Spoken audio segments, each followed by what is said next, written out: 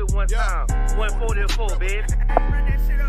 They said you get on, you gon' represent. I said, of course. Soon as they crank that beat, I ride that bitch just like a horse. She about to go dumb, yeah, bitch, me whole guard. You ain't know they call me Obi-Wan. I come with the force. You gon' ride, yeah, of course. Get it lit up like a torch. You even low on this Lord, so that bitch is either or. Yeah, I know them niggas ain't cut like that. I swear I'm to our core. Wait up, let me make a call right quick. I'ma start another war. I was hurting when she left, but I don't care about anymore. I need a Vaselina like my Nina Puffer Ford. Took a Zoc, watch the dark. Matter of fact, like a dart. Any problem, let them come. We gon' snatch they soul like Shane Shaw. Put them out of service, keep them tools like Miss Hopper Free. Try to hold me, it's way too late. I'm headed straight to the safe. Throw that one up like a trophy. I'm that nigga, ain't no debate. Told them boys we taking over. Call them up like set the date. This shit a piece of cake. Yeah, my bitches came from Whole Foods. Told them put on that top 3. Then bring me my house shoes. Don't make excuses, make moves. These niggas ungrateful, gotta show them UPK rules. I'm making hits like I can't lose. They said you get on, you gon' represent. I said of course. Soon as they crank that beat, I ride that bitch just like a horse. She about to go dumb, yeah, bitch, me whole guard. You ain't know they call me Obi-Wan. I come with the force. You gon' ride, yeah, of course. Get it lit up like a torch. You even low on this Lord, so that bitch is either or. Yeah, I know them niggas ain't cut like that. I swear I'm to our core. Yeah, I just got off the call. I'ma start another war. Spit a plate up with my niggas, get your knife and your fork. They ain't locked in with the count and what you speaking to me for. Yeah, I just took the floor. Ain't no cowards in my campaign. They can't stop the campaign. Tell them bring the champagne. They know I'm a champion. They can see the outcome. Get them niggas bad, got them tied down and out there. Came them with them steppers, niggas been down since day one. We run up the bands, bitch like Dylan. They say you get on, you gon' represent. I said of course. Soon as they crank that beat, I ride that bitch just like a horse. Yeah, about to go dumb, yeah, bitch, we whole guard. You ain't know they call me Obi-Wan. I come with the force. You gon' ride, yeah, of course. Get it lit up like a torch. You either low or this low, so that bitch is either or. I told you niggas, you ain't cut like that. I swear I'm to our core. And I just made it call. We gon' start another war. Yeah.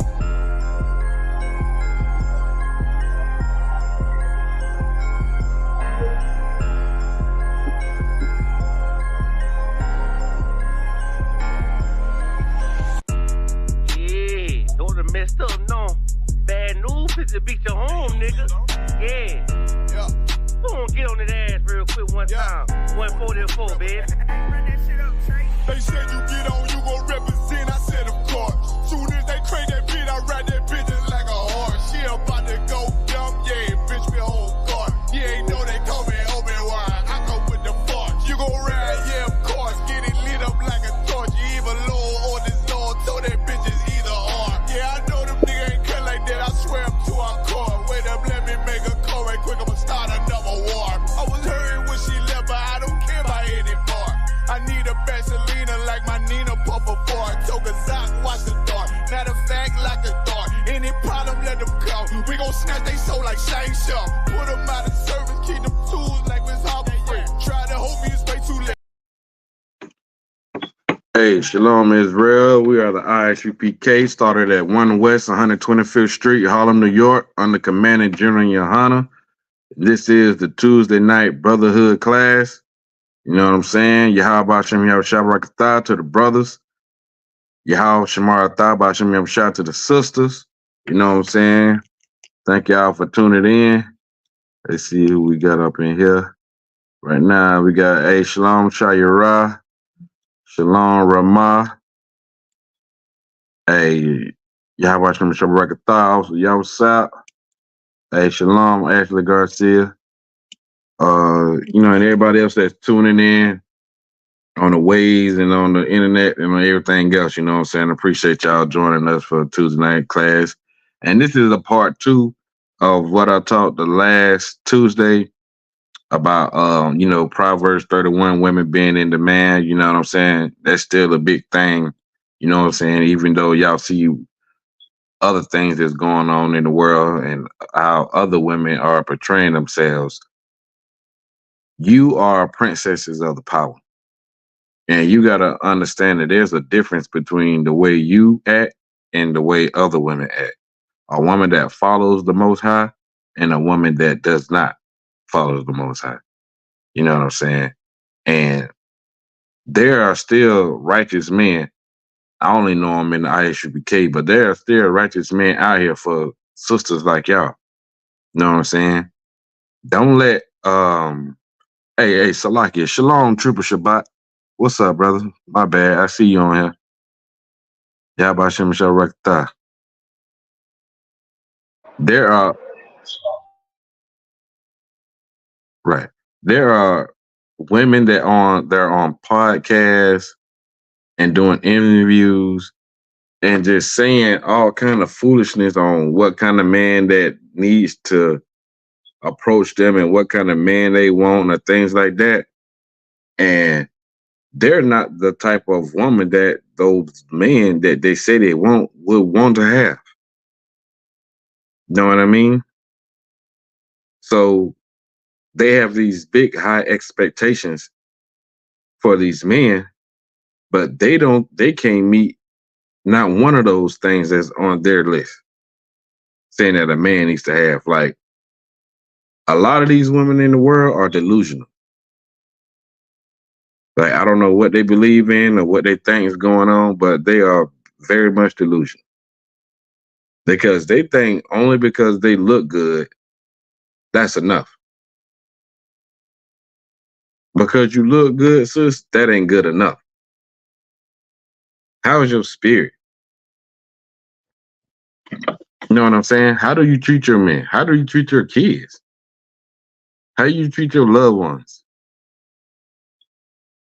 Any man can go get a woman that just look good. You know what I mean? But for a man to want to call you his own, risk his life if need be, you got to come with something else than looks. The scripture said beauty is vain. Vain meaning nothing. Like, just because you look good, that don't mean shit. You know what I mean? So we're going to go into it today and wrap it up on, like, what's expected. You know what I mean? Because certain men expect certain things. Now, us men in the ISUPK, we expect certain qualities in a woman. Because every man know that when he gets a rib, he's responsible for that rib. Responsible in teaching her, raising her up, grooming her, making sure she's, you know what I'm saying, where she needs to be, protecting her, and willing to give his life for her. And so for a man to want to do all that, he got to know that it's worth something. He got to know that he made a good investment. So yeah, that's what we going in tonight. Hey, shalom, Sister Shirai. You know what I'm saying?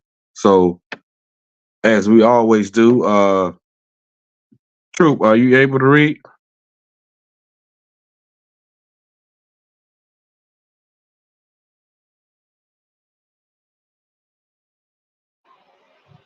Come on, sir. All right, start me off with Hebrews 5 and 12, Bubba Shop. And we're going to get, you know, the bread and butter of why we do what we do here in the ISUPK. You know what I'm saying? Shout out to everybody that was at the Atlanta cookout. You know what I'm saying? That was a time to be had. You know what I'm saying? It was a good time, good hospitality to them brothers over there, the water to everybody over there. Sent the water to the sisters that showed up. You know what I'm saying? And while I was there, just a quick story while the brother put in the scripture. While I was there, I was getting some food at a spot. And it was about 4 to 5 young ladies. They couldn't have been no more than 16 or 17. And the mouth they had on them. Me and my rib and our kids had to get up and move. Because they were just cussing up a storm. be this and be that, or H shut up, or don't say that, or this and that, this and that. And I'm just like, God dang, like you hear the way they talking? You know what I'm saying? You hear how they talking? They cussing like grown women. In my whole mind, I'm thinking like, damn, these are what our kids are gonna be like. These are what our sons are gonna have to pick and choose from. Well, I know my sons, they ain't gonna have to choose from nothing like that. But I'm just saying, like, these are how these young women are growing up. And I'm wondering, like, do they parents know they talk like that? Of course not. Some of them might. I'm just thinking, like, damn, these little young sisters, just every word that came out of their mouth was bitch. You know what I'm saying? Excuse my French, but that's what it was. I had to get up and move. You know what I'm saying? Because that shit was just crazy. So Hebrews 5:12 says, for when the time that you ought to be teachers, you have need that one teach you again, which be the first principles and the oracles of God. Meaning that we had to study, we had to learn to come up in here. We had to study at somebody's feet. We had to ask questions, get in class. We had to do all those things, study, get precepts, like read the Bible. Like that's when like whoever's teaching class and camp leaders know, or whoever's teaching class know that you are reading and you are studying by the questions you ask. You know what I'm saying? When you asking a lot of questions, that means like you know what's going on.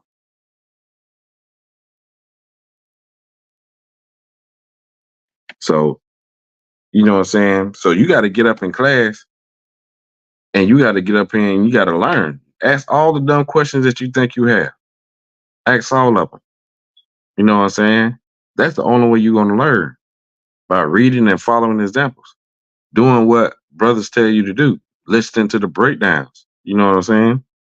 Get up in every class you can get in, even if it's not in your zone. But I guarantee you one thing, we all teach the same thing up on the Command and Journey Hunter. You know what I'm saying? And it says in our hold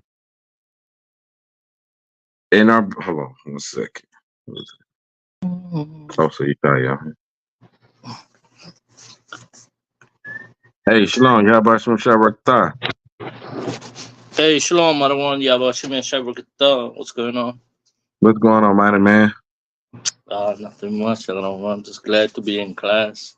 Hey, damn right. I'm glad to have you, brother. We on Hebrews 5:12. Come on. Shalaki, sir. Go ahead. I had fell off. I'm back. All right, you got that for me?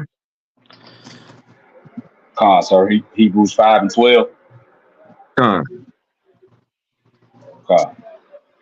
Hebrews 5:12. For the time ye ought to be teachers, ye have need that one teach you again, which be the first principles of the oracles of God. This is and saying, become such. Hold on 1 second. This is saying that these are the first steps. You just can't get up here and think you're going to teach. Or you just can't read a few scriptures and read the Bible and think you know it from front to back. And then think you can go out there in the world and teach somebody something. They say for when the time that ye ought to be teachers, you have need that one teach you again. Meaning, even if you think you know a little bit, you better make sure that you go and you get the correct breakdown. That you ask the correct questions. That you get somebody that's been seasoned to show you how to communicate and break these scriptures down to a people that have low attention spans. Like, Black and Spanish people, like, our attention span, if you can't catch something that we like to hear, we out of there. You know what I'm saying? Depending on how the conversation goes. So you got fishing, what we call fishing is reeling people into the truth, bringing them in. You got to learn how to fish. You know what I'm saying? And once you learn how to fish, then it's easier to communicate and talk to the folks. Go ahead. and are become such as have need of milk and not of strong meat. You got to become like a babe. Meaning you got to humble yourself down, get all that Christianity out of your system, get all that Muslim and all that whatever it is that you were studying. You got to get all of that crap out of your system and relearn everything that you thought you knew.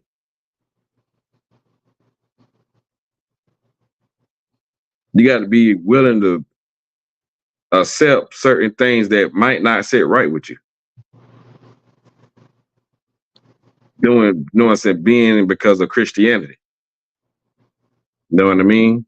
You got to get out of that fairy tale life and understand that these records are real. These records, these words are true. You know what I'm saying? It don't contradict itself, and it don't tell lies.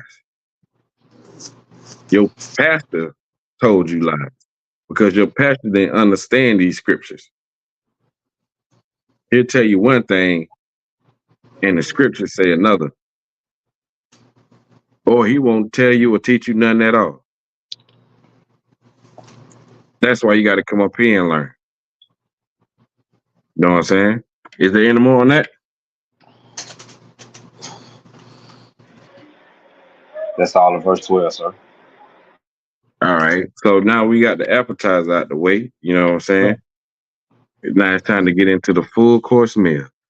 And we talking about Proverbs 31. You know what I'm saying? Proverbs 31 women. You know what I mean? And this is a good chapter to read for anybody who has never ever read Proverbs 31. Because in the whole chapter, it's really talking about a real go-getter one West sister. And if you know what I mean by what I say a one West sister, then you understand what I'm saying about Proverbs 31. Like, don't just think that it's only hardcore brothers up in here. Yeah, there's some hardcore sisters up in this school too. You know what I'm saying? That go in for their husband, go in for the school, go in for the generals, go in for the brothers. They just love their people so much that they give 110% and whatever they doing. Making garments, braiding brothers' hair, helping with the food drives. Like, you know what I'm saying? They love their people. They love this nation so much, and they love their king so much that they go hard. Of course, they can't come to camp with us. They can't go to battle. They can't go to war with us. But they help out in other ways, which is strategic, which is absolutely needed. You know what I mean? So, no, we're not none of those fake Christian, fake Israelite groups that let their women go to camp with them or go to war with them. Because you don't know what can happen out there dealing with these folks. And to have your rib out there on the side of you or in y'all camp is that's just lack of understanding. You know what I mean? So these sisters go hard. And this is what Proverbs 31 is also talking about. But before we go there, I want to grab two scriptures. Brother, Troop, can you get me Ecclesiasticus 26 and 22? And Yeshaya, if you able, can you get me 1 Peter 3 and 6? Come.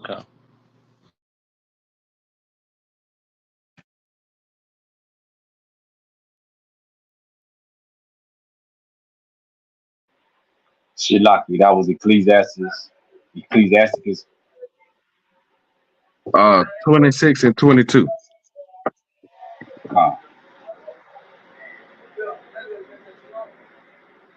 Read. Whenever you got it.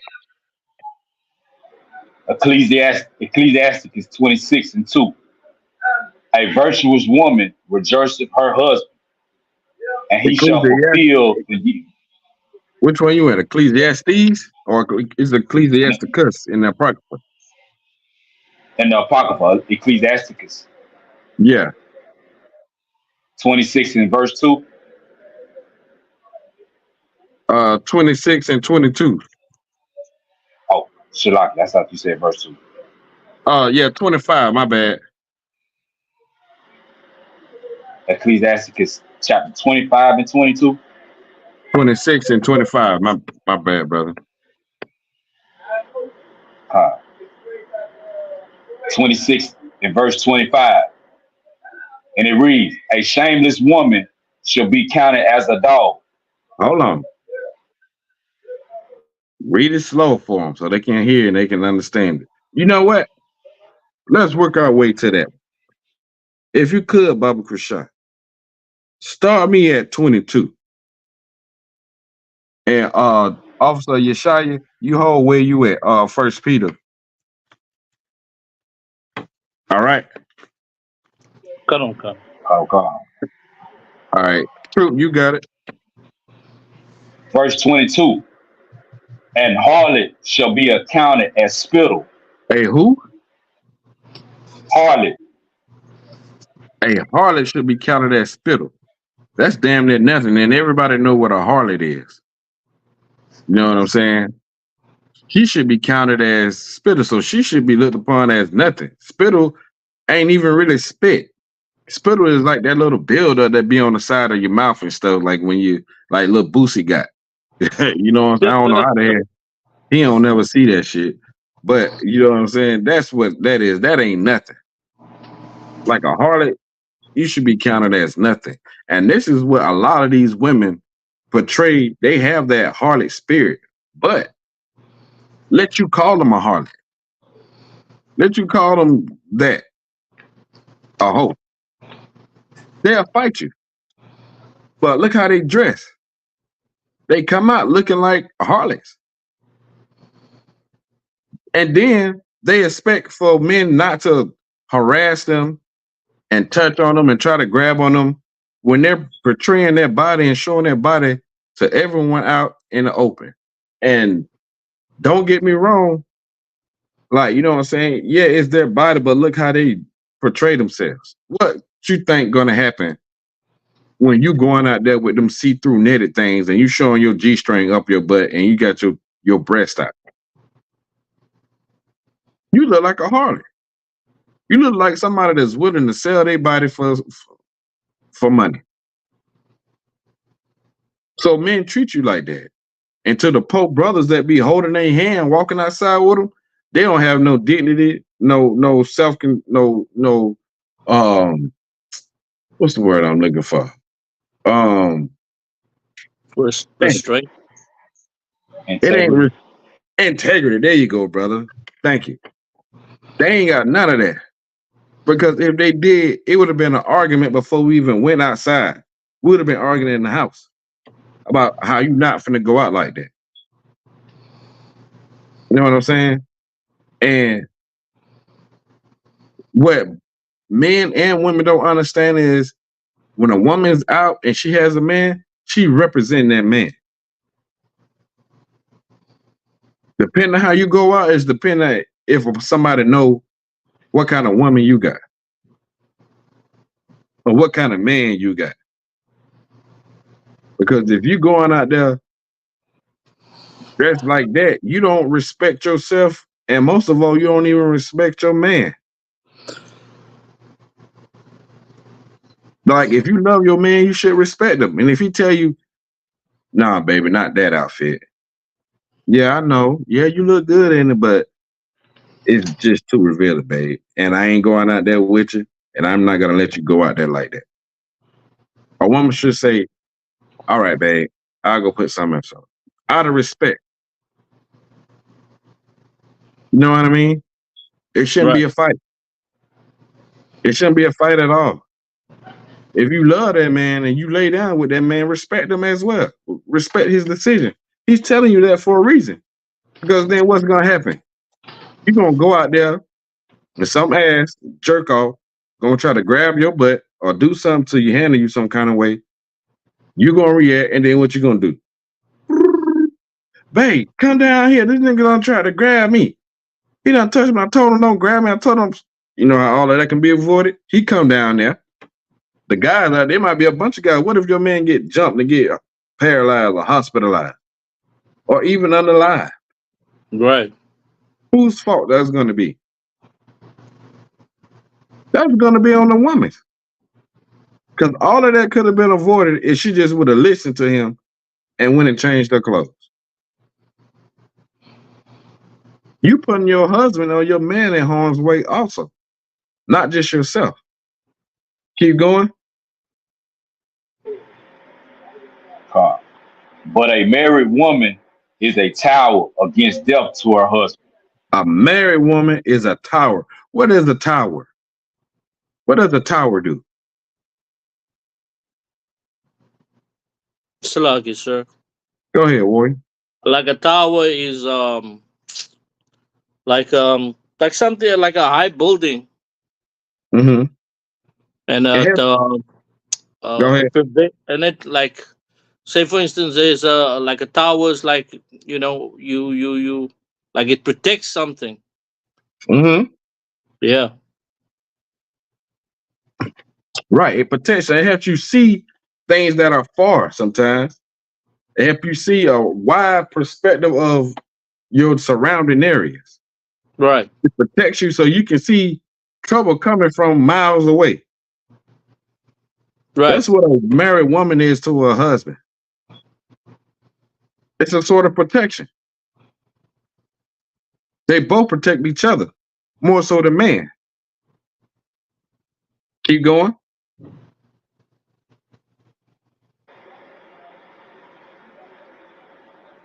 Verse 23. A wicked woman is given as a portion to a wicked man. Who kind of woman? A wicked woman Is given to a what kind of man? Wicked man. When you see them couples fussing and fighting all on the street, calling police on each other all the damn time, hurting each other, that woman was given to that man because he's wicked and she's also wicked. And two of them are the same.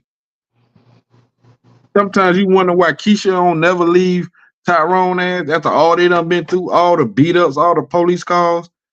After all of that stuff, they still together. They still have kids together. Because both of them are wicked. Ain't no righteous woman finna be with no wicked man. They the two are the opposites. Ain't that scripture paraphrase said, can two be agreed and not walk together? Right. Like, y'all gotta be on the same level. Whatever level y'all on that level together. If a woman is wicked, she's gonna attract a wicked man. That's just point blank. This is what the Lord is saying. So all the women out there talking about they can't find no man, men ain't shit, and all this and that, they need to check themselves. Then you got to see what they doing wrong. Takia attracting these no good men, and then they always say that in the end. They never say it in the beginning. It's always when they break up with them. Oh, he ain't shit. He wasn't never this. He wasn't never that. Well, how the hell he ended up being with you for 2 years if he was all this stuff? How come you got 2 or 3 kids from him? You just now, at this very moment, this very day, you just realized that he wasn't nothing? What does that say about you? Read it from the top again, True.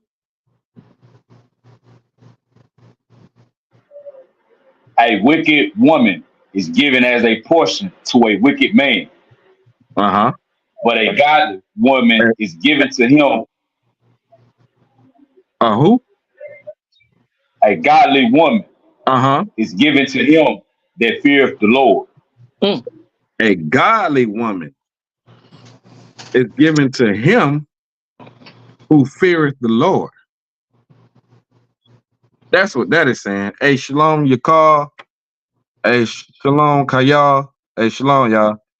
They're saying that a godly woman, and everybody know what a godly woman is, a woman that fears the Most High, that follow His laws, statutes, and commandments, that obeys. You know what I'm saying? The Most High.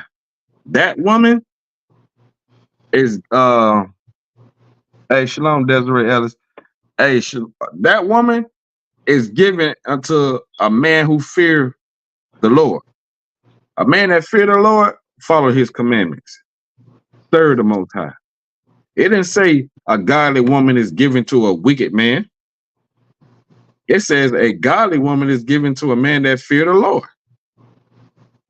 So they both are on the same level. Just like that wicked woman was given to the wicked man, a godly woman is given to a man that fear the Lord. You see how that go? It ain't mismatch. No, a man that fear the Lord is not going to get with no wicked ass woman. And if he do, he didn't know that she was wicked in the beginning. That's why they got to take their time and get to know somebody. That's why you women got to take your time. Hey, Shalom, you're star. Shalom, y'all smash our thumb. All right, good to have you on here, warrior. And that's why y'all women have to take, you women, you brothers and you sisters have to take your time to get to know somebody. Because contrary to what y'all believe, it ain't no breakups in Israel. You can't break up and leave somebody just because y'all not getting along. Right.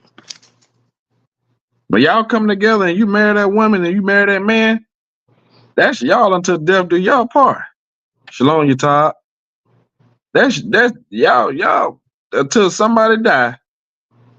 That y'all forever. Y'all a forever couple. But that Christian church tell you that you can leave your man. Oh, he ain't got no job? Leave him. Divorce him. Christ said it wasn't like that. Hey, Kaya, can you pull that verse when Christ said about divorce? I think it's in Matthew. Come. Whoever can pull it for me. We're going to read it out the Bible and let y'all know. And this is in the New Testament. For all you so-called Christians out there, this is the New Testament. This is what our King Yahawadah, who y'all ignorantly called Jesus Christ, said. Whoever got it, take off.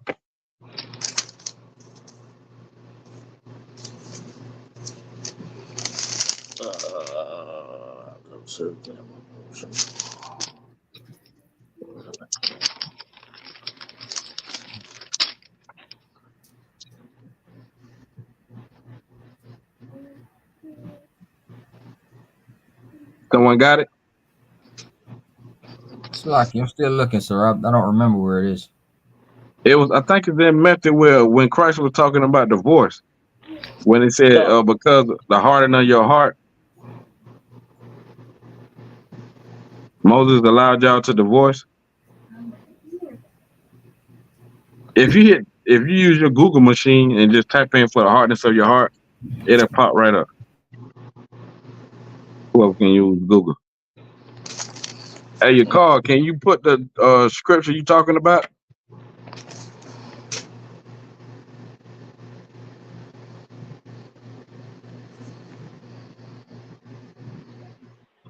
I'm looking for that now, sir. And we gonna show y'all that divorces was never.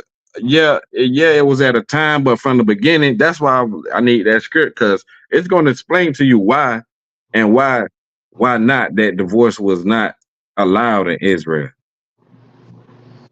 You know what I'm saying? Because for one, you sisters are precious, and you can't be passed around like some, you know what I'm saying, hot potatoes. Shalak, it's Matthew chapter 19.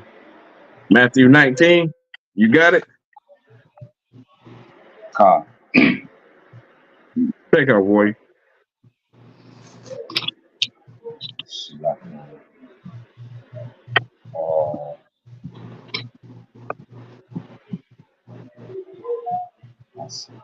right, so Matthew chapter 19, Verse 3. starting at verse 8. All right. It says, he saith unto them, Moses, because of the hardness of your hearts, suffered you to put away your wives. Hey, Salaki, start at verse 7 just to give the people context. Verse 7. They say unto him, why did Moses then command to give a writing of divorcement and to put her away? Verse 8. He saith unto them, Moses, because of the hardness of your hearts, suffered you to put away your wives. But from the beginning, it was not so. Right. Verse 9. Hold on. Slow down for me, boy. Slow down for me. So it says, and this is content like this, and I'm going to give y'all a little bit more background on it. It really starts at verse 3. So the Pharisees came to Christ because they was always testing him. And they said, the Pharisees also came unto him, tempting him, and saying unto him, is it lawful for a man to put away his wife for every cause? See, they was asking him because they were trying to see if he knew the law. Christ will be busting it behind with the law because he knew it. He was the whole embodiment of the law. He did it. He was the blueprint. He showed us in the flesh how to follow the law, statutes, and commandments.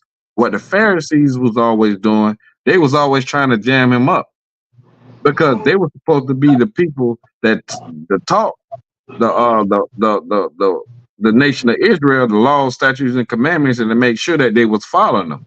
But they themselves wasn't following the law.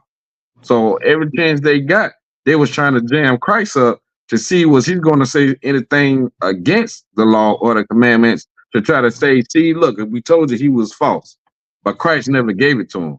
So that's what's going on right here. And he answered and said, have you not read that he which made them at the beginning made them male and female, and said, for this cause shall a man leave his father and mother and shall cleave to his wife, and they twain shall become one flesh. Meaning that a man and a woman will leave their parents, come together in marriage, and they have become one unto the Most High. Know what I'm saying? It never said that a man and a man become one, or a woman and a woman. It said a man and a woman.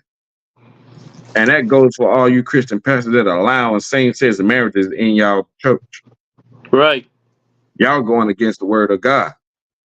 You know what I'm saying? Keep reading when it says, and he said, for this cause, wherefore there are no more twain but one flesh. What therefore God hath joined together, let no man put asunder. That's for you pastors that's telling y'all congregations, and for anybody else thinking that a man can tell you to divorce. It says once God put y'all together, can no man put asunder. Can nobody separate y'all two. You know what I mean? That's the real deal of the whole aspect of everything. Y'all become one. Y'all got to deal with each other forever. And then it says, they saying unto him, why did Moses then command to give a writing of divorcement and put her away? This was after they was coming out of Egypt, dealing with all those heathen, dealing in the heathen ways. So they were aggravating the hell out of Moses, dealing with the nation of Israel in that wilderness. They were becoming a burden.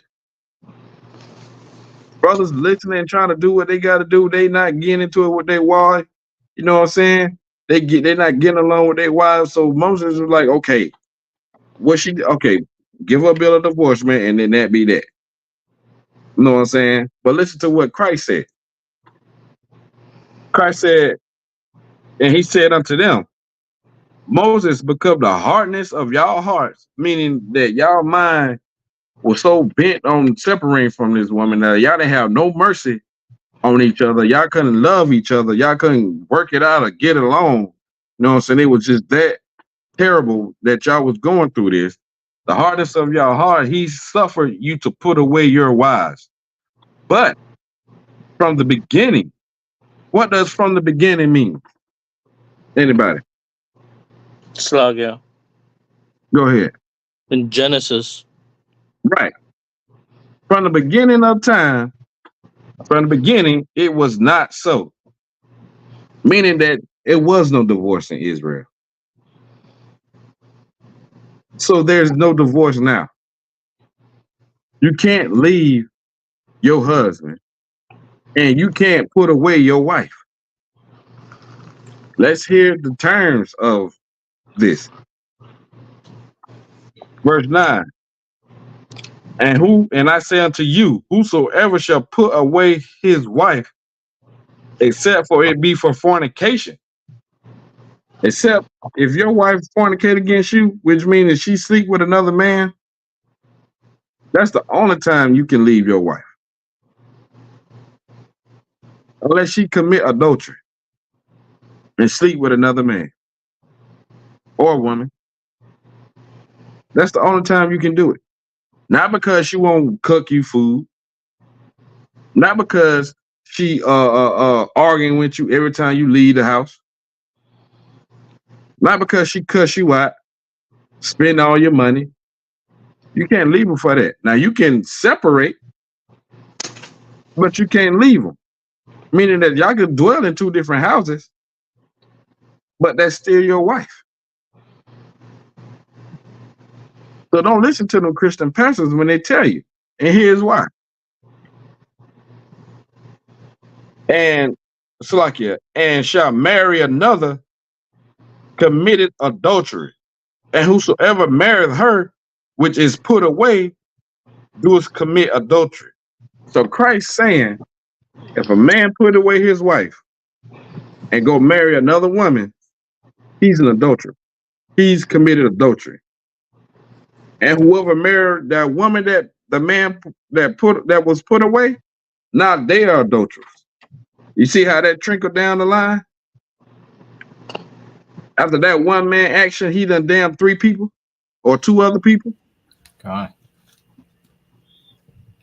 That's why you can't do that. Go ahead, Wade. Even when Christ speaks, and I'm just paraphrasing, well, even the lust of the eye is committed as adultery. Is that the same referring to this right here? What Christ is saying is that Christ just upped the ante a little bit. Christ saying the longer you keep looking at that married woman, you're going to act on them thoughts that's going through your head. One day you're going to go up and then talk to that woman. And talking to her might lead to y'all going somewhere and having drinks. Y'all having drinks might end up y'all going somewhere being alone. Y'all being alone, y'all might sleep with each other. Because the lust of your eyes, you committing adultery. Meaning, one second, wait. Meaning that if you keep looking and staring and lusting after this woman, if you don't get that shit under control, you're gonna end up acting on those thoughts and those feelings. And then you're gonna commit adultery. So Christ telling you, don't even look at a married woman. Don't even even though you can't look, but like, damn, she was beautiful. And keep it moving. Focus on something else. Go ahead, Officer Yeshai. So if I could, would you say that's almost like the spirit be like what Christ is breaking down about, don't even bring it in your mind, would be like this almost like giving you the spirit of thou shalt not covet? Yeah, that's kind of like right on the line, because that's exactly what you're doing. You want what your brother has. In this case, you want his wife. You see her every day. You making it your business to speak to her. You making it your business to have some kind of interaction with her. Your interaction ain't righteous. It ain't, hey, Shalom says, how you doing? Okay, you too? Okay, no sweat. How you doing today? How was your, oh, you looking pretty in that dress today. Oh, okay, let me see. Oh, yeah. You finding some reason to interact with this woman, knowing that she's a married man. Married woman. Right. So Christ said, if you can't, hey, it's an echo. Can somebody put it on mute? Can y'all hear me now? Come on, Khan. Slug, sir. No. I did not hear any echo from your side, though. It didn't echo? I did not echo at all. Yeah, because I can hear it. It's like a reverb. Khan, I'll mute up.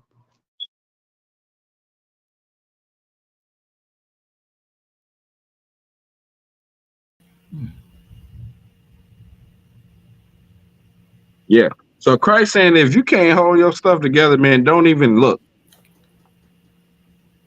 If it's going to have you tempted to do something else. That's what Christ meant in that. You know what I'm saying? And go ahead, Wayne. No, I was just saying to add on that, and that woman probably don't even want you, and you know, and it put that spirit on you, and brother ended up raping women, you know. Nah, you're right. You're right. Them because brothers can't control themselves, and that's what goes on in the world. A lot of brothers can't control themselves. Their lust has taken over them. That demon that's in them take over them to the point that they were willing to risk their freedom over, you know what I'm saying, over some tail. And then when they go to prison, they become the tail. Because everybody always know what happened in prison about rapists and child molesters and things like that. They don't have it easy. You know what I'm saying? So, yeah, that was just letting y'all know that y'all cannot divorce. Choose wisely. Make sure you get to know that person. Make sure you spend time with that person. Make sure you talk to them and bring them through the ringer. You know what I'm saying? You got to try their spirit to see, because if you marry that person, that's you. And it's especially tough for you sisters because y'all don't really get a second chance. Y'all don't get a second chance over the first one went right, and I'm gonna just do it. Nah, not once you come in this truth and you come in this school, you don't rarely get a chance to marry another brother. The brother you marry is your husband, is your other one until God forbid one of y'all leave. Either lead the truth or the Most High, or you know what I'm talking about. I ain't got to say it really, unless y'all need me to say it. Unless one of y'all die. That's it. So, who got that? Yeshua, you holding 1 Peter's 3 and 6? 3 and 6, Khan. All right. Let me get there with you.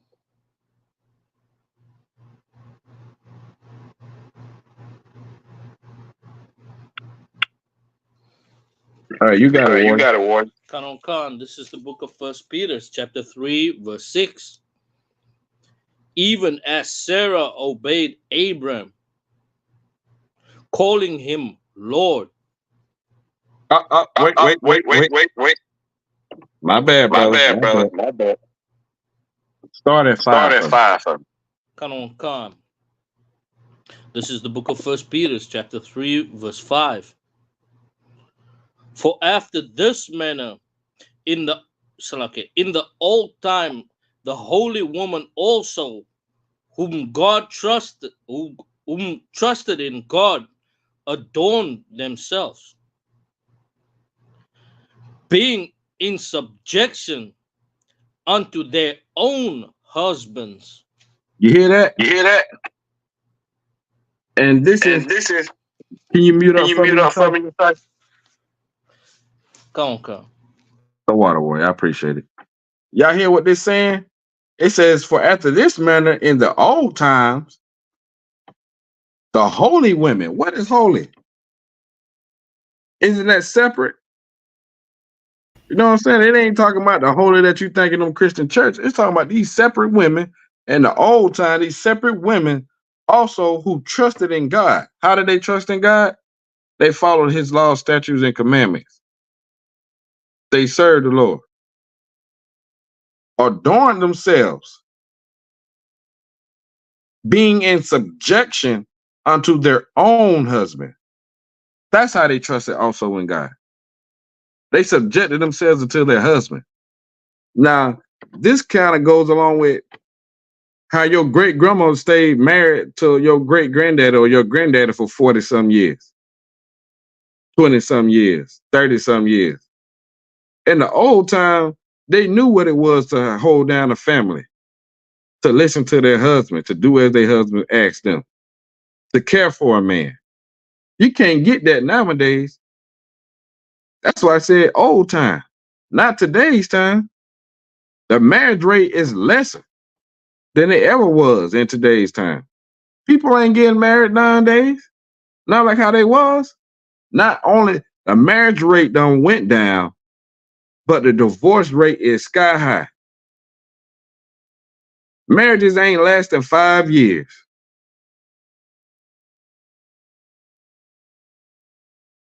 Isn't that horrible?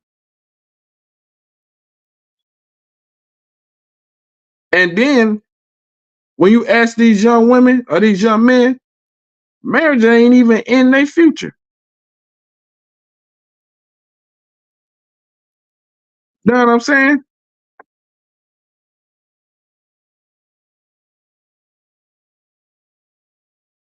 Marriage is not even in their future. They don't even think about getting married no more. They here for the right now. Let's keep reading. What does it say? Keep reading. Khan. Verse 6. Even as Sarah obeyed Abram, calling him Lord, whose daughter ye are, as long as ye do well, and are not afraid with any amazement.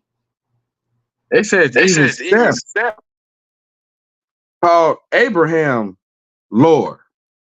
Out of one. Out of one. That's what Sarah was saying. Whose daughters ye are. A lot of y'all got that name Sarah, which means princess. Her name was changed to princess because it pleases the Most High to see the type of woman Sarah was to Abraham. And Sarah was a beautiful woman. Sarah was so beautiful that when it was going into Egypt, Abraham asked Sarah, told Sarah that, hey, I'm going to tell these folks that you're my sister because you so damn beautiful. You so gorgeous. You so fine. If I tell them that you my wife, they're going to kill me and they're going to take you. Sarah was so beautiful that the Pharaoh wanted her, the king of Egypt. But she was so beautiful because she obeyed and subjected herself to her own husband, not just with her looks. And she wasn't afraid of any amazement. She wasn't afraid of the next man that got a lot of money, or he's showing off his bling, or he got smooth talk. She didn't care about none of that stuff. Her whole duty was to serve her husband. What women need to understand that's in this truth, you serve the Lord by serving your husband. You can't go past your husband and get to Yahawadah, or go past Yahawadah and get to the Most High. It's rank and order. We deal with rank and order in everything we do in the ISUPK, even in marriage. The way you please the Most High is by serving your husband. You know what I'm saying? So, yeah. Don't be afraid to call your husband out of one or Lord. Sarah did it. What the heathen DJ Khaled be saying? God did. Well, Sarah did. You can do it too. You know what I'm saying? Sarah did. You can do it. It's okay, sis. Know what I'm saying? It's okay. So just wanted to bring a couple couple of scriptures out, a couple of precepts out on that. Let's get to Proverbs 31, and we're gonna run them down. Hey, you know what? You know what's good for sisters? I think just to challenge ourselves, I think y'all should read Proverbs 31 and ask questions and write down. We're gonna go through it tonight, but y'all should read it see if y'all are Proverbs 31 sister. Make a list and check it off.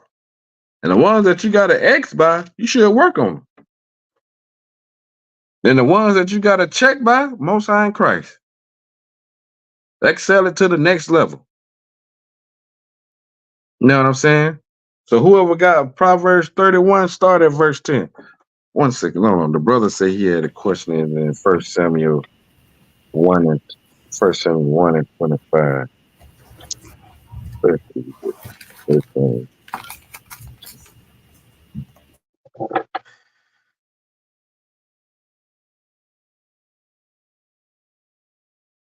Oh, okay. I know what you're talking about, brother.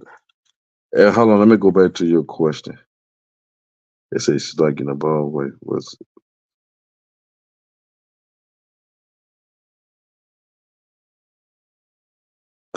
We don't know the story about that.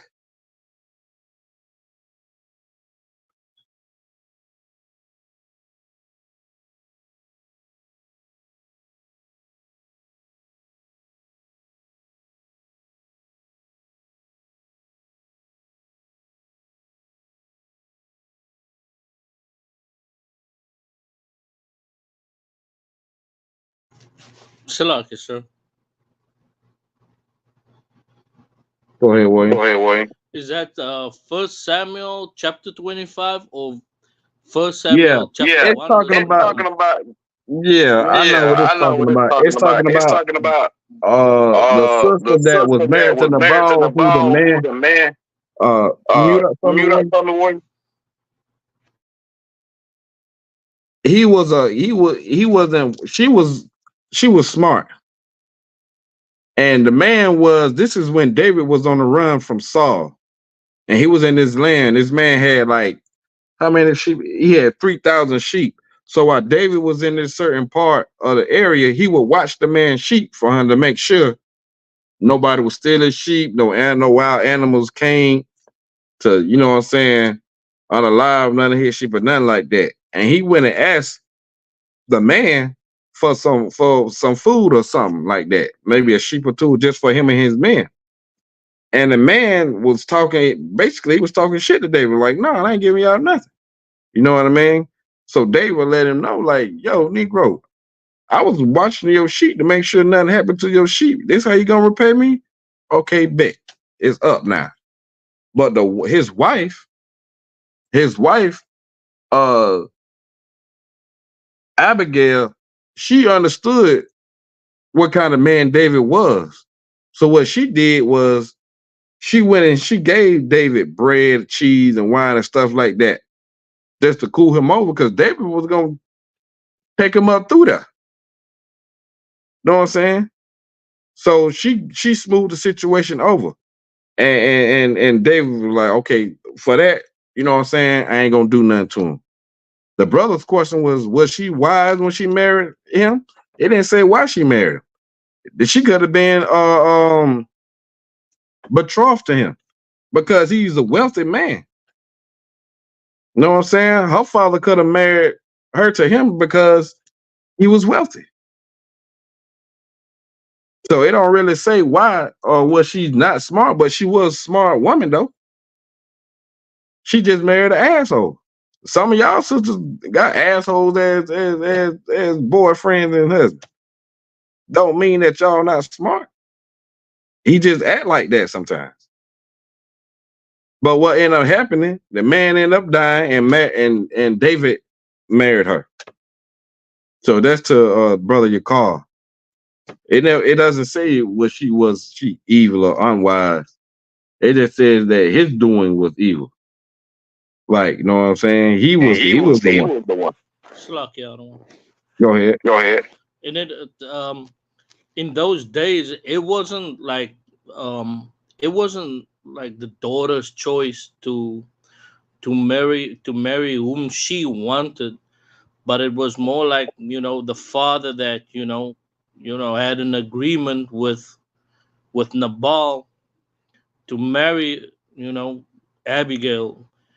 Most likely it was because of, the brother had a lot of riches, and that would probably, sometimes, they make a, you make a marriage out of, just so that you could benefit from, because the brother was probably willing to pay a very good amount for the sister because she was so wise. But ultimately, it is the father's choice to, to marry that sister off to that brother. Right. And you're absolutely right about that. You know what I'm saying? It wasn't really like they could, how nowadays, how women be picking their husbands and picking who they choose to be with. It wasn't like that back in the day. He could have, it says that she was very wise and she was a beautiful countenance, meaning that she was beautiful. She was pretty and she was smart. He could have got 20 sheeps for her, 20 sheeps and some money or more, 50 sheeps. You want to marry my, all right, let me get 100 sheeps and 2 bullets. That would benefit the husband. I mean, the father. It would have benefited her father. So that's what that's about, you call. It wasn't like she had a choice. You know what I'm saying? She was probably married out to him just because of that. You know what I'm saying? To answer your question.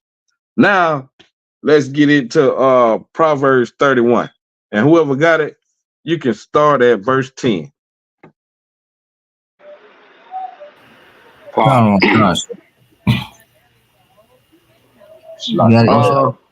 Hey, Shabbat, you've been doing a hell of a job, brother. Let Trooper y'all get a little bit of this. God. I appreciate you, warrior. Khan. Proverb 31, verse 10. Who can find a virtuous woman? Who? It's a question. Who on this earth can find a virtuous woman? Can somebody give me the definition of virtuous? Baba Kusha. Because it's very important. It didn't ask you who can find a woman. Shit, they everywhere. You know what I mean? They everywhere. It asks you for a specific type of woman. Let me get the definition of virtuous. Con. Having or showing high moral standards. Say it again, warrior. Having or showing high moral standards. Having or showing high moral standards. Do y'all think any of these women that was on the BET Awards had high moral standards? Lucky. Go ahead. Sir. Lie.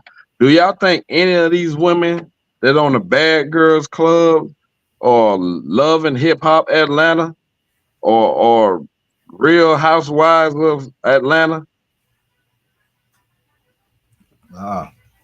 Oh, your car. Oh, Salakia, sis. I am so sorry, your car. Yeah. I'm sorry. That's a sister. I'm sorry, sis.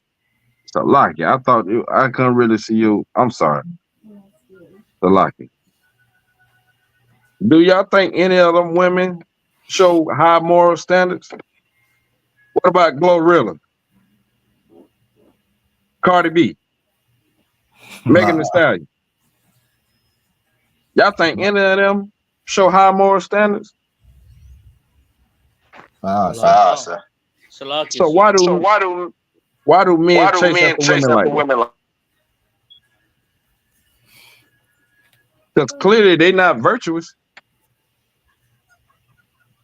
Who can find a virtuous woman? Keep reading. Khan. For her price is far above rubies. No, her price is far above a Birkin bag. Above rubies. No, it's far above a trip to Jamaica. Dubai. Dubai. Above rubies. No, it's above an outfit and some shoes. Above rubies. They said her price is far above rubies.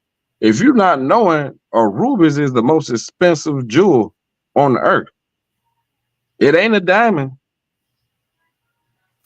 Rubies are more expensive than diamonds. If you didn't know that. So you could be a diamond all you want. But King Solomon is telling you that a virtuous woman, she's a ruby. Fuck a diamond. She's a ruby. You can't make cubic zirconium and rubies. You can't find no fake rubies. You probably can, but it's more fake diamonds than there are fake rubies. Her price is far above rubies. Not just any woman, but a virtuous woman. A woman that has high moral standards, meaning she ain't going out with her ass out. She ain't arguing with her man because of what she got going on. She got standards. She ain't talking to some cat that smokes weed and sell weed, or that got flashing his money. You know what I'm saying? Wearing these homosexual outfits and them big shoes that look like high heels for men because of the way he dressed all flashy and shit like that. That shit don't move her. Because she got morals and she got standards. Keep going. We're going all the way down. Khan, sir. Proverb 31, verse 11. The heart of her husband doth safely trust in her.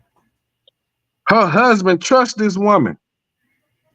He know when she going out, he ain't got to worry about her going to see no other man, no other brother.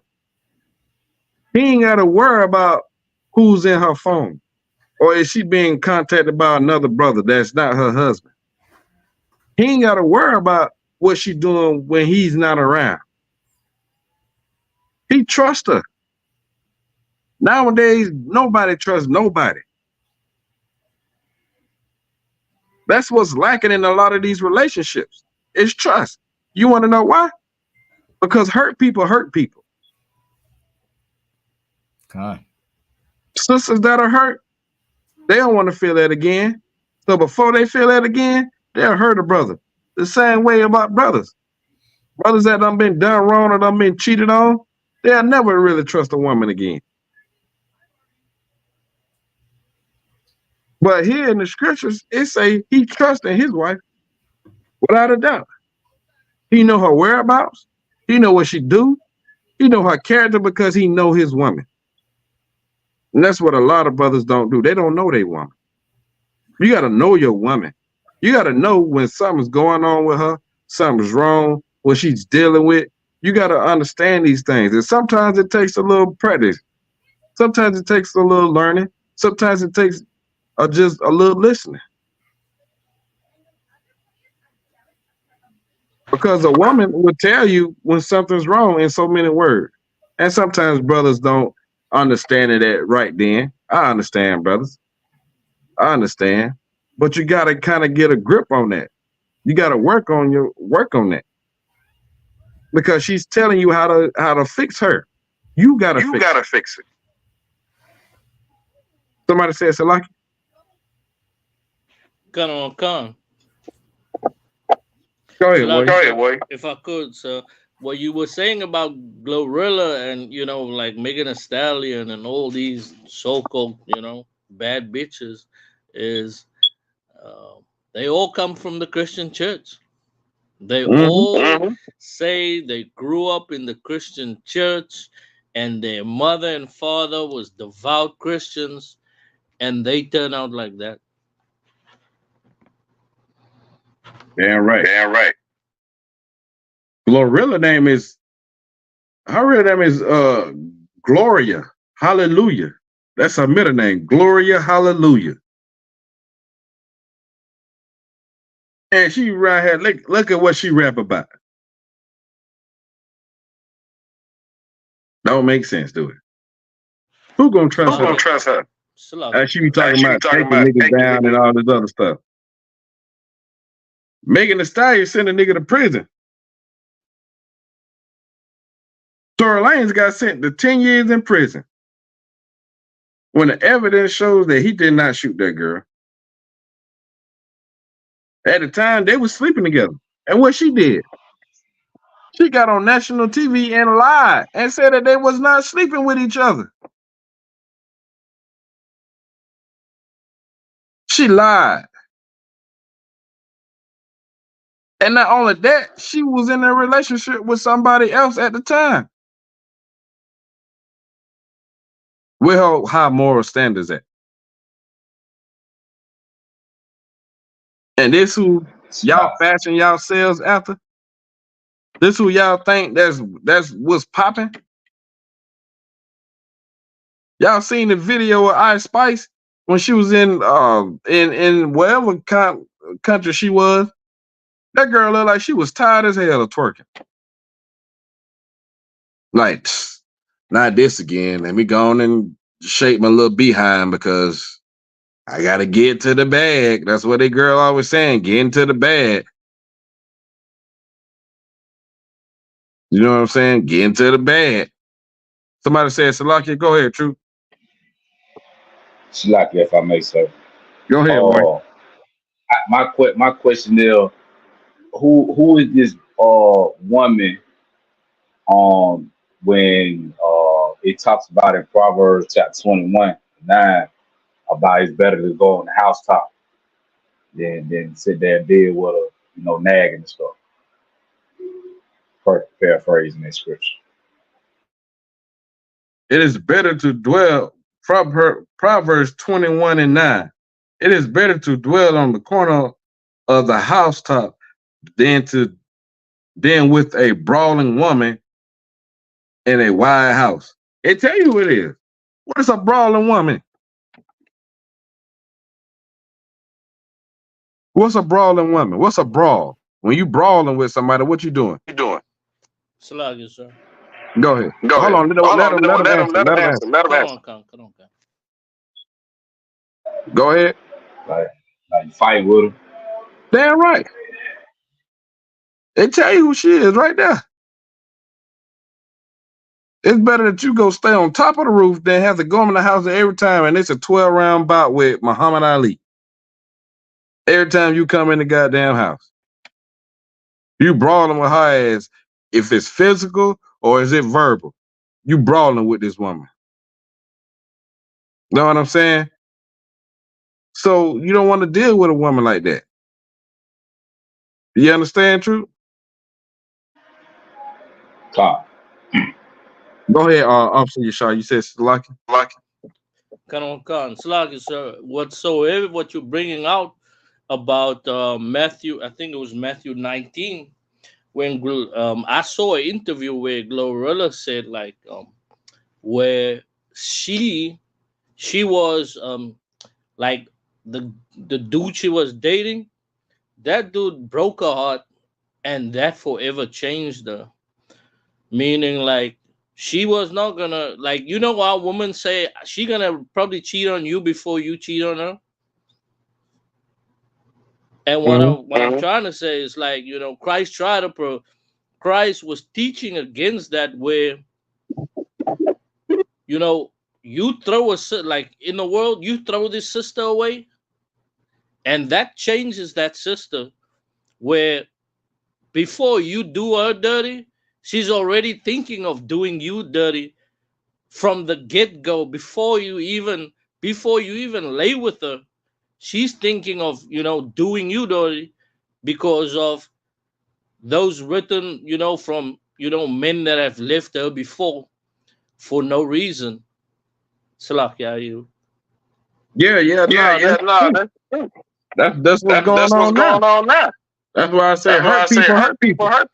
Before they get mute up from the way. Before you get a chance to do, they thinking before this nigga do me dirty or before I get my heart broke again, I'ma get him before he get me. Or I'm gonna get her before she get me. This is why they ain't having no relationships nowadays. They just having straight up sex. And a lot of these sisters are having sex with brothers, and that's all they want, and then it's on to the next. They taking on the mentality of a man. The mental state of a man, that's what they got in their mind. Oh, I can have multiple men. I can have multiple sexual partners. That make me look like the player. I'm no longer looking like the harlot. I'm the player now. And they the harlots. I'm the player and they the hoes.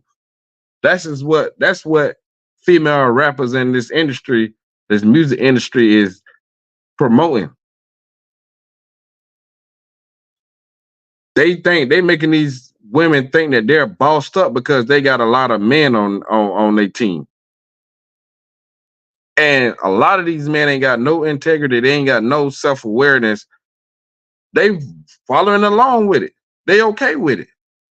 Instead of condemning, instead of telling her, like, nah, sis, you wrong as hell. What you mean? Or instead of not entertaining that behavior, they entertaining it. They like it. Nobody's committed to nobody. Nobody's loyal. Nobody's trusting safely in their woman.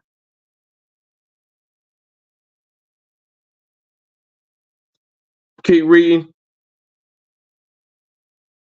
Colin Wakan, sir. Proverbs 31, verse 11 from the top. The heart of her husband doth safely trust in her, so that he shall have no need of spoil. He ain't got no need to worry about it. You know she come home same way she left. Untouched, still married, still high morals. God. He ain't got to worry about it. That's that virtuous woman. That's that Ruby. Keep going. Colin Wakan. Proverbs 31, verse 12. She will do him good and not evil all the days of her life. She would do that brother good and not evil. She ain't no brawling woman. Not like that woman in the 21st chapter. She ain't no brawling woman. She's a good woman. She gonna do that brother good. He ain't gotta worry about it. He know he got him a good one because she show it. And everything that she do is good in his sight. It's good in the sight of the Most High. She would do him good and not evil. She ain't gonna go out and be untrustworthy. She ain't gonna be one place, tell him that she one place and she at another place. She ain't hanging out with them ratchet ass friends, twerking on the headlights. That's what Gorilla say. She ain't doing none of that. She doing him good and not evil. All of her life. It didn't say all of his life. It said all of the days of her life. Meaning when she, to the day she closed her eyes, her whole mindset is doing good to her husband. That's virtuous as hell. High moral. Rubies. Keep reading. Colin Wakan, Proverbs 31, verse 13. She seeketh wool and flax, and worketh willingly with her hands. She know how to make stuff. She can make clothes. She can keep that man dressing fly. Because she working with her hands. She good with her hands. That's a blessed woman that good with her hands. That can make things with her hands. Keep reading. Colin Wakan, verse 14. She is like a merchant ship, She bringeth her food from afar. She's like a merchant ship. She bringing all the good stuff. She going, baby, look what I got. Come home every day, baby, look what I got. I got this for you. Oh, I seen this in the store, man. I thought you would like it, so I got it for you. You know them oxtails that you like from that one restaurant? Yeah, I went and bought them. I bought you some. She always bringing that man something good. You know what I'm saying? And men enjoy that. Men like that shit. Ain't no man sit here and don't tell me he don't like when his woman bring him gifts. Big or small. It lets you know that that woman thinking of you while you not even around. She out at the store getting her something and she end up buying you something too. Or sometimes she might just buy you something and don't get what she was going to get. Here, babe, I got you this. You like, damn, babe, I thought you was going to get you. I didn't see nothing I like, but I thought you would like these. I know you said you had wanted something. And she bringing it to you. That's a Ruby. And that make you want to do extra for her. Like, damn, my lady bought me something. I got to do something. You know what I'm saying? I got to do something for her. I'm going to take her to that one restaurant she was telling me about 2 weeks ago. Oh, I seen them shoes that she said she liked it, but they ain't have them. I see them now. Now I'm gonna get them. Because she always giving you. That makes you want to appreciate her even more. Just to see her light up and smile when you give her that gift or you give her that thing that, you know what I'm saying, she been asking for because she just been giving you so much. She been doing you good. You feel me? Keep reading. Chaanak, sir. Proverbs 31, verse 15. She riseth also while it is yet night, and giveth meat to her household, and a portion to her maidens. You know what this remind me of? This remind me of my grandma, and I'm not saying that all women don't do this, but I know for sure, particularly that our Ephraimite sisters, our Simeonite sisters, our Northern Kingdom, our Hispanic sisters, they get up. They do this a lot. They get up while it's still 5 a.m. and be cooking breakfast for their husband. They get up while it's still dark. That's what it means. While it's still night, they get up. Even if they ain't got to go to work, they'll still be up. Because I know, you know what I'm saying? I know my son's grandmother, she's Simeon. And she be up before her husband get up and make him breakfast every day. Make sure he got something to eat every day. And he work for himself. So some days he ain't even got to go to work. But she makes sure that she's up cooking. Make sure he got a plate for whenever he do get up. A lot of Hispanic women do this. A lot of our old school sisters, Judite sisters, do this too. Some of you new school sisters do it. I'm not saying every sister don't do it, but some of y'all do it. That's a good trait to have. She make meat and she make food for her family. She always thinking about her family. She always thinking about her husband. At every aspect, she always thinking about her husband and her family. She get up in the morning and cook. Make sure the family is well fed. Make sure that the family has something to eat for when they wake up. Then she off to work. She probably don't even take none for herself. But her husband good. The kids good. The household straight. That's virtuous. Keep reading. Chaanak, Proverbs 31, verse 16. She considereth a field and buyeth it, with the fruit of her hands. She planteth a vineyard. She's saving them duckies up. Hustling hard. You see something? I'm gonna buy that for my husband. I'm gonna buy it for the family. Next thing you know, she come home, babe. Look, I got a surprise. Come on, y'all. Y'all get in the car. They hop in the car.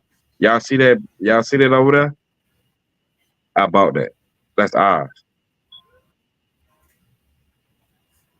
And typically, what's the reaction of the family? Salakia. Go ahead. Joy. Huh? Joy. Joy. Joy. She bringing the family joy in all that she does.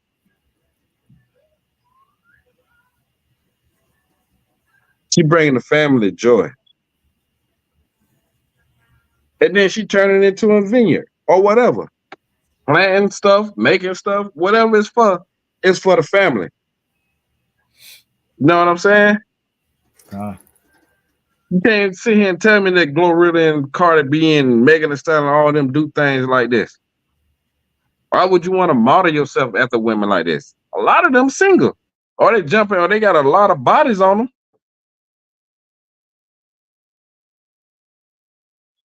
Keep reading, brother. Khan, Proverbs 31, verse 17. She girdeth her loins with strength and strengtheneth her arms. That's just to get down and dirty. Khan.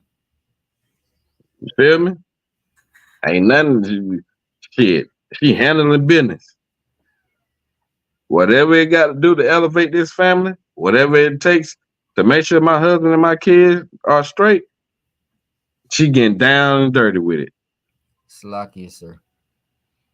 Go ahead, Wade. She not one of them sisters who like, nigga, please, I ain't doing that. Right. You feel me? Hey, you know who I be seeing a lot? I be seeing a lot of Issacharite sisters out with their husbands. Either they on the roof with them, or they in the lawn care business with them, or some. I see a lot of them out with their husbands. Khan, I be like, damn, Most High in Christ. I be seeing them sisters on them lawnmowers, and they be working the hell out of them damn lawnmowers, looking just like their husband, because they getting down and dirty with their husband. They know what it takes for us to make this family, to build this family up, to make sure we straight.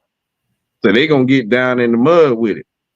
You feel what I'm saying? Go ahead, what you say, like. Sure.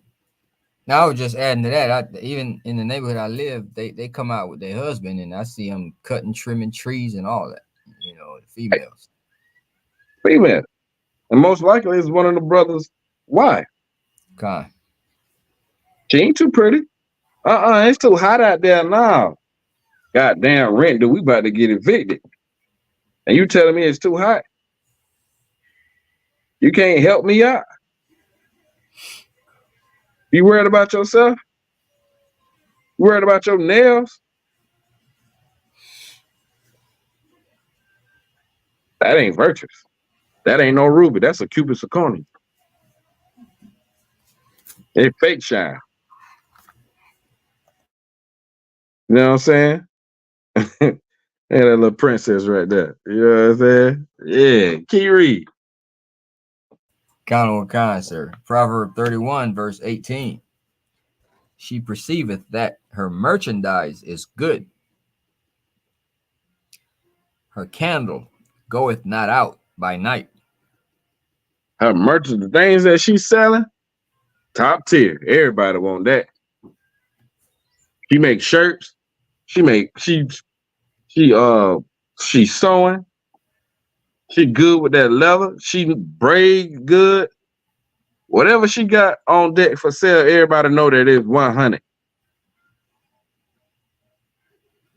And they say her candle goeth not out by night.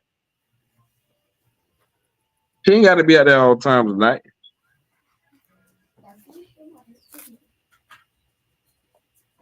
At nighttime, she probably in the house with her family.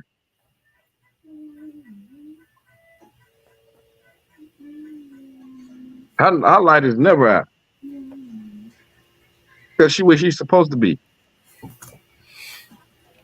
Type of woman hang out all type of night, all time of night. You ain't no damn man. You ain't got high morals. You are a married woman at that time of night. You know what I'm saying? Keep reading. Hold on, let me read this comment. Sister said, I understand her father may have chosen, but clearly even men can make the same misjudgment on choosing the character of a husband. Yes, sis, that's true.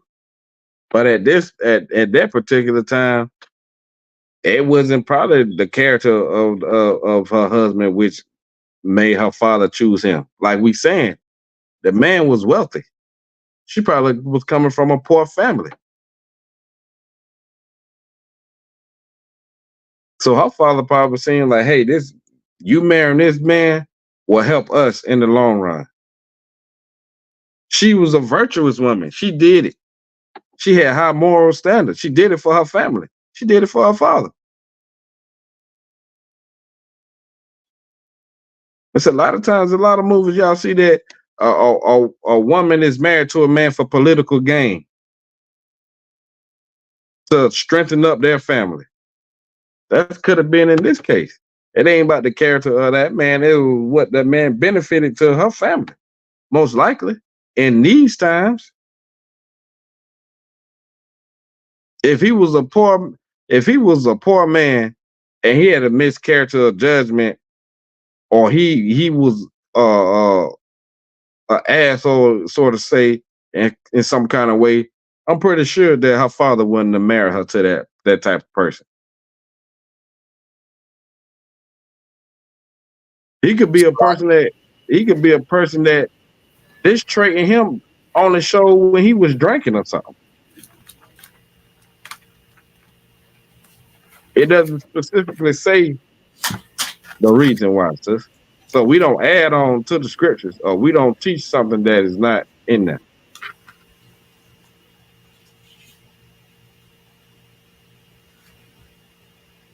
Go ahead. What you said, Salaki? Never mind, sir. All right. Could you continue on for me?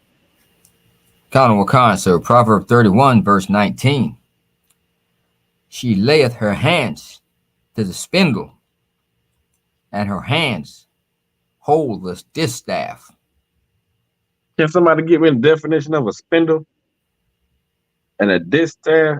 I think it's like a sewing machine. Salaki, sir. Go ahead, Warrior. I think a spindle is when you have wool, right? Or you have cotton, but it's raw, and then they spin it to make it like a thread. That's I've seen back home a spindle, and that's what they call a spindle. So like when you turn like the raw material into like knitting wool. Right, netting wool. So you have like just a whole bunch of wool, but then you work it through that spindle, and then it comes out like a thread. So now the sister can knit after it went through that spindle. Okay. So it's saying that this sister know how to work a machine. Come on. That's what this saying. Slug. So I'll check it out quickly. Okay. Most likely you correct on that. Most likely you correct on that. So that's what it's saying. Like this sister know how to sew, basically. She know what she doing. She know how to handle sewing machine. She know how to handle like garments. She can make garments and clothes. Like she's talented. She got talent.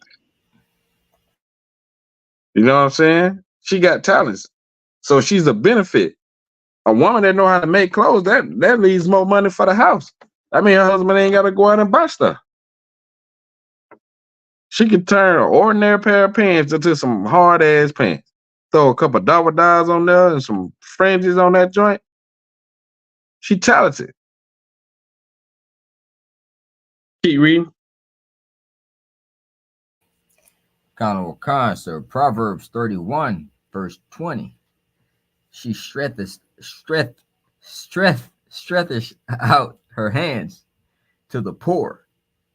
Yea, she reacheth forth her hands to the needy. We were just saying this earlier. A lot of sisters helping out with the food drive. Cooking up that food, helping the brothers pass out food to the needy. Hardcore One West. That's what this sister's doing. She helping out. She feeding the poor. As Commander Junior Hunter be giving us the order to go out there and go in the highways and byways and go into the ghettos and the burials and let our presence be known. She's helping out in the background. Help feeding the poor. Stretching her hand out to the needy. Might be giving a poor person $1 or $2 when she coming out of the store or something like that. Always doing good. Always doing something righteous. Something virtuous. That's Ruby status, man. You know what I mean? Who can find a woman like that? Keep reading. What's it say, right? Chaanak, sir. Proverbs 31, verse 21. She is not afraid of the snow for her household, for all her household are clothed with scarlet. She ain't afraid of the cold. When it's wintertime, everybody's straight. The kids got jackets, scarves. They're warm. They're protected.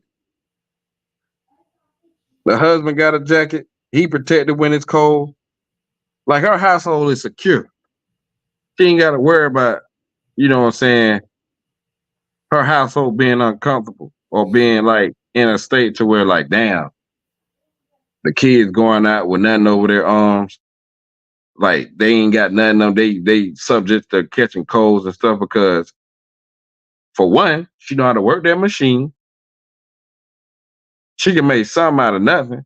So they always gonna be straight. And for two, she always thinking about family. She's always thinking about her household. Making sure the house straight.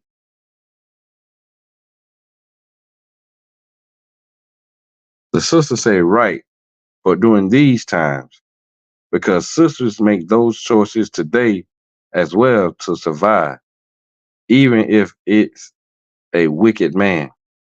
Yes, sis, but you said it yourself. You saying our sisters make these choices. That's why these sisters got to come into the school and let a man, a righteous man, choose her husband. Because if you're choosing to be with somebody just to survive, you ain't really surviving. And if you take your time and get to know somebody, you will see that ain't the way to go. And if you trust in the Lord and serve the Lord, you won't have to marry somebody or just to survive. You won't have to marry somebody just to keep a roof over your head or food in your belly or clothes on your back. Sisters that make these choices clearly don't know nothing about the Most High. Because we depend on the Lord for our survival. Damn right. We depend on the Lord to show us the way to survive. And how we do that? By following these laws, statutes, and commandments. That's how you survive. You don't survive by marriage. If you in the world and you in this truth, your husband gonna make sure that y'all survive. Or you could be a Proverbs 31 sister and making sure y'all family survive, as we reading right now.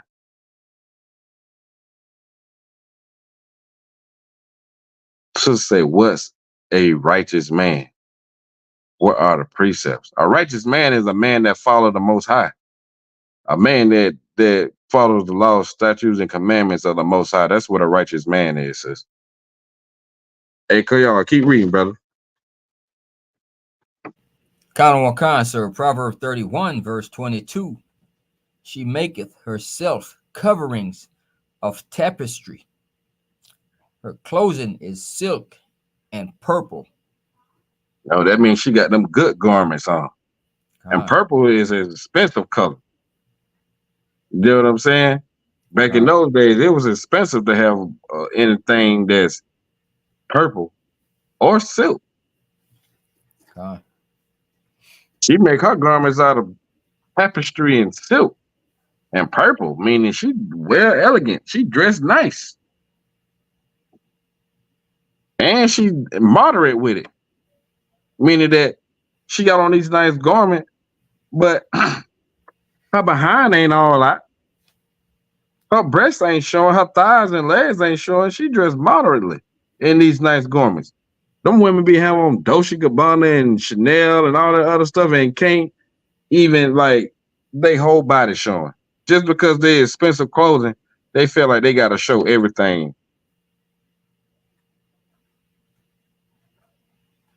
Clothes don't make you. You make the clothes. Them clothes define who you are. And that's the thing about designer clothes, man. They feel like a person feel like, oh, if they got designer clothes on, they better than the next person. Like that shit is vanity. I respect somebody more that can make their own clothes. Cause that shit that they be wearing, that shit look half a homosexual. You wanna know why? Cause it's made by homosexuals. Gucci, Fendi, Prada, Robin jeans, Christian Dior, and all of them. Like, come on, man. Keep reading, y'all. Chaanak, sir. Proverbs 31, verse 23. Her husband is known in the gates when he sitteth among the elders of the land. Everybody know who this man is. Oh, that's sister such and such husband. Oh, that's brother. What's going? You know, he married to the sister that make the. Everybody know who this man is because of this woman, because of their family. They know who he is when he go sit among the elders. When he go sit among, men that's older than him, and he's sitting down and he chopping it up. And they make little jokes. Boy, I see, look, every way. Nigga look good, nigga put on, when they say you put on that weight. Oh, you eating good over there. Well, that's what they say. Well, you been eating good, ain't you? You know what I'm saying? And me laughing, I was like, yeah, man, cut it out. Because they know what kind of woman you got. God. They done been over your house. They done been at high holidays when they know your woman in there beating up them pots. They know your woman keep you fresh. Passover, she keep them garments looking good. They know this. Because they know what type of woman you got. They know why you don't come out so often, but every time you do come out, you looking fresh, you looking fly. They ain't seeing why you don't put on a little more weight than you was. Before you got with her, you was skinny. You got with a good, virtuous woman, you putting it on. I think it said in one of them verses that she fattened up the bones of her man. Keep reading. We'll get to it. Chaanak, Proverbs 31, verse 24. She maketh fine linen and selleth it and delivereth girdles unto the merchants. Verse 25. Strength and honor are her clothing. Read that from the top again. 25. It says she maketh fine linen. Chaanak, sir. Right, yeah, read that again. Proverb 31, verse 24. She maketh fine linen, and selleth it, and delivereth girdles unto the merchants.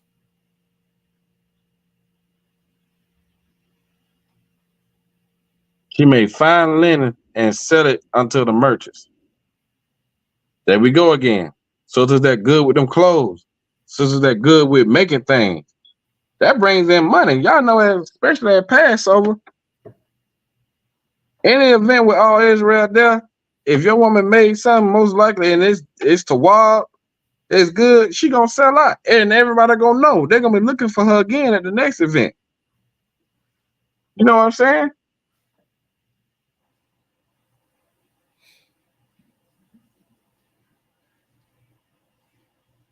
Verse 25. Chaanak, sir. Verse 25. Strength and honor are her clothing, and she shall rejoice in time to come.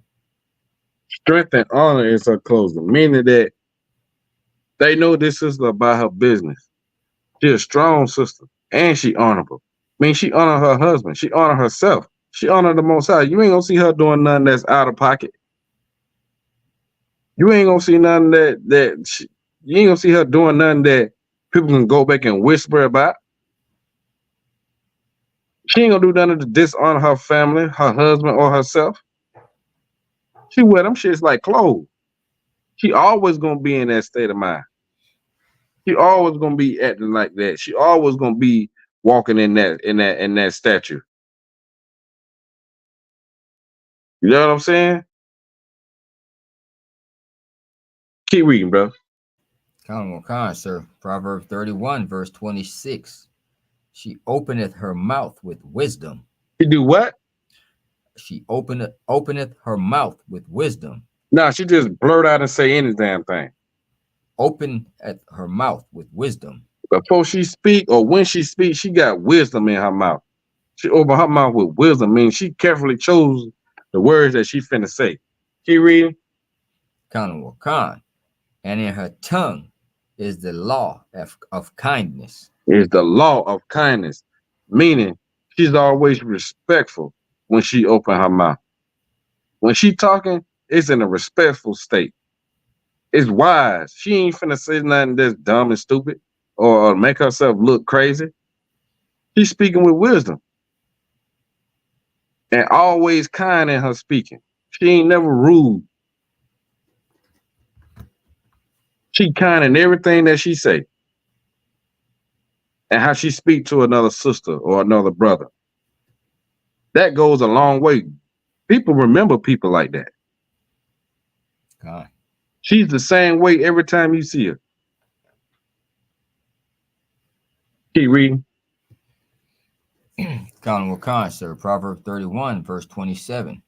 She looketh well to the ways of her household, and eateth not the bread of idleness. Sorry, Salakia. Right. Idleness. She don't look well. She looketh well to the ways of her household. Like we've been saying the whole time. She make sure that house straight. Before anything else, she make sure that house straight. And she don't look at idleness, wasting time, or looking at something else that doesn't mean nothing, that's vain. Ain't gonna do her no good. She ain't gonna waste her time with none of that crap. Like how these sisters just be sitting up there watching TV all day, Instagram all day, and ain't cook nothing when the man come home or when the kids come home. She running to McDonald's. Good night. Kids done ate McDonald's 4 days in a row because she don't want to cook. Or she using her time unwisely, doing nothing. Come home to house crazy.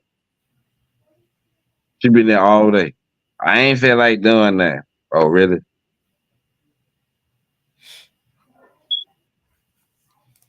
Not this here woman. She's in demand. That's what this class about. This type of woman is in high demand. Who can find her though? Where's she at? Keep reading. Counting Wakan, sir. Proverbs 31, verse 28. Her children arise up and call her blessed. Her husband also. And he praiseth her. What we were saying earlier. They love mama. Mama always doing good. Mama always got us in her mind. Her husband brag about her. Oh shit, man, my wife got me this when he talking to the brothers. Oh shit, man, my wife taking me out somewhere else. Oh, my wife did this, my wife did that. Oh, my wife got a new job. Or my wife doing this. He ain't bragging like trying to shame other people. He just proud of his real. He just proud of that the Lord blessed him with a talented, caring, you know what I'm saying, understanding woman. The kids proud of their mama too. Because they always talking about the things that their mama do for them. So they praise her. And they thankful for her. Just like her husband thankful for her. You know what I'm saying? Keep reading. Proverbs 31, verse 29. Many daughters have done virtuously, but thou excelleth them all. Damn, that's hardcore right there. Okay. A lot of other sisters that do good. There's a lot of other sisters that got these same traits. They try to do the same thing. But it's saying this sister here, she go above and beyond. She go times 10. When another sister might just start where she at, she keep going. Not to speak down on nobody else, but this woman here excelling all the things that other women do average. She ain't average. She top tier. Top shelf. You feel me? Keep reading. Proverbs 31, verse 30. Favors is deceitful, and beauty is vain. Beauty is what? Beauty is vain. Uh-huh. But a woman that feareth the Lord, she shall be praised. A woman that feareth the Lord, she shall be praised. She shall be shown how to survive. She shall be protected by the Most High. If she have a husband or if she don't, she's still protected and praised because she fear the Lord. And fear is the beginning of wisdom. Fearing the Lord is the beginning of wisdom. Meaning she wise to do so. Keep reading. Proverbs 31, verse 31. Give her of the fruit of her hands, and let her own works praise her in the great gates. Sister gonna make that bad. She gonna go out and get it. Her hands bring forth good fruit. Whatever she touch her hands on, it multiplies, or it doubles, or it's turned into good. And the works that she do, the way she move about, how she carry herself, and how she love her man and love her husband, everybody in the city gonna know her. Everybody in Israel know who she is because of her works. Not what she say, but her works or what she do. These women are in demand too, y'all. And I know it's a lot of sisters out here with these traits. Sometimes you got to just go times 10. Y'all will be praised. Pretty sure y'all husband praise y'all. But excel it. Go and kick it up a notch. And for you single sisters, that's you know what I'm saying, that's out there, get into the school and learn how to be this type of woman. Learn how to be virtuous. that your price may be far above rubies. Be a ruby. Be virtuous with high moral standards. Men respect women like that. They don't respect Glorilla. She earned her respect by with the money she got. Look how she make that money. What you gonna do with somebody that don't respect money, that you need more than money to be respected? How you gonna show them something different then? If money and rump shaking is all you got. You ain't gonna be able to do that forever. Then you gonna take whatever Joe Blow come your way, because you don't miss your window. Or be passed around and be forever be passed around that nobody want to marry you, because don't nobody trust you. Don't be like them sisters, man. Y'all still in demand. You Proverbs 31 sisters, you One West sisters. And if you want to be a One West sister, get into the school and learn how to be this woman. Hey, Shalom, Deborah. You know what I'm saying? Learn how to be this woman. Because when you be this woman, you're going to meet a righteous man. And you're going to do that man good all your life and not evil. You know what I'm saying? Yeah, what this is to say. So a man doesn't need much qualifications, but a woman does. As precept, you gave me a simple statement, and you're going down a list of a woman having G to prove herself right. To prove herself. Like this ain't about proving herself. This just talking about the good qualification that this woman, that a virtuous woman have, sis. Like, I don't know if you went to school or not, but you should know what a righteous man is. You got to read it to know that. I'm pretty sure, like, you don't went over it, or your camp leader, or whenever you in classes, you understand what a righteous man is. A righteous man is a man that fear the Lord, that does what the Lord asks him to do, that follow these laws, statutes, and commandments. You know what I'm saying? So shalom to you too, Sister Yakar. But to that, man, you know what I'm saying? I want to end the class on that note, saying that, you women, keep pushing, man, because y'all a big part of this kingdom too. We need more sisters to come in and turn their life around, man, to raise up and make good, righteous families. You know what I'm saying? So y'all keep pushing, y'all keep striving, y'all keep excelling. Don't stop where you're at. Don't be content. Keep pushing. Keep moving up. Keep getting yourself together. If that's what it takes, take the time to get yourself together. Get counsel. Do whatever you got to do to shake yourself free of the holes of the world and Christianity, and come into the truth and be set free. So I'm going to say a bit to water, man, to Officer Yeshaya, to water the Trooper Shapat, Trooper Kayal, to water to everybody that's looking and paying attention, like, share, subscribe, you know what I'm saying? To everybody, you know what I'm saying? Yahawadah Shem Yam Shabrak Thumb, and Yahawadah Shem Yabashah, Yahawadah Shemar Thabah Shem Yabashah to the sisters. And I want to say shalom, man. Thawada y'all for holding it down with me, man. I appreciate that, man. Thawada y'all. Shalom, Israel. Israel. Shalom.